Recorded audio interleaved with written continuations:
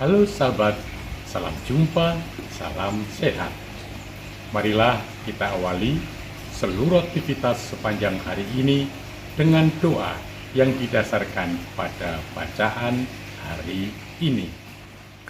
Doa pagi, Senin 21 Oktober 2024, hari biasa pekan 29. Berjaga-jagalah dan waspadalah terhadap segala ketamakan.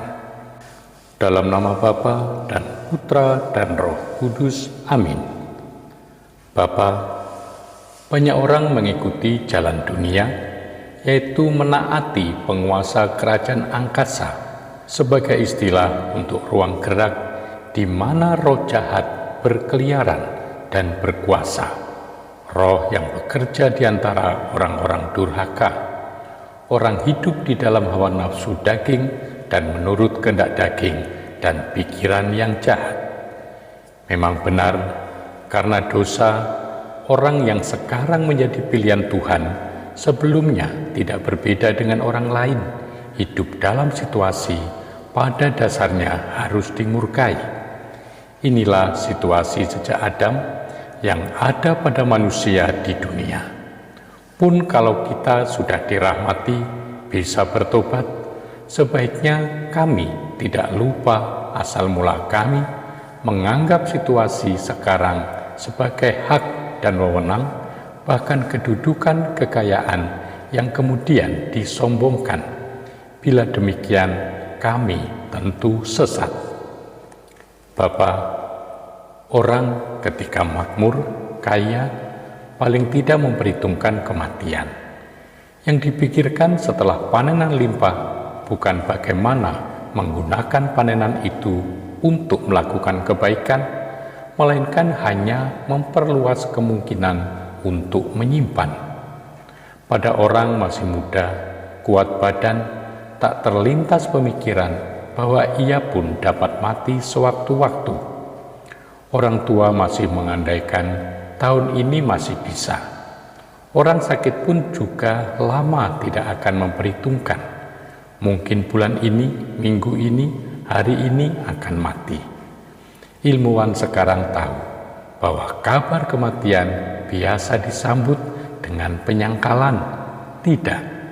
Lalu protes, mengapa justru aku?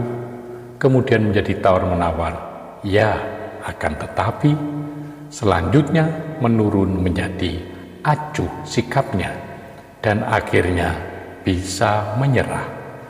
Berapa yang menyongsong kematian dengan sedia, dengan gembira? Bapa, kematian jadi datang juga.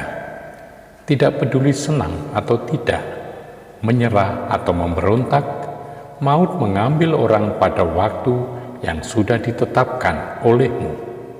Juga bagi orang kaya yang berpanen limpah dan mau memperluas lumbung-lumbungnya. Hai orang bodoh, malam ini juga jiwamu akan diambil. Bagi siapakah nanti apa yang telah kau sediakan itu?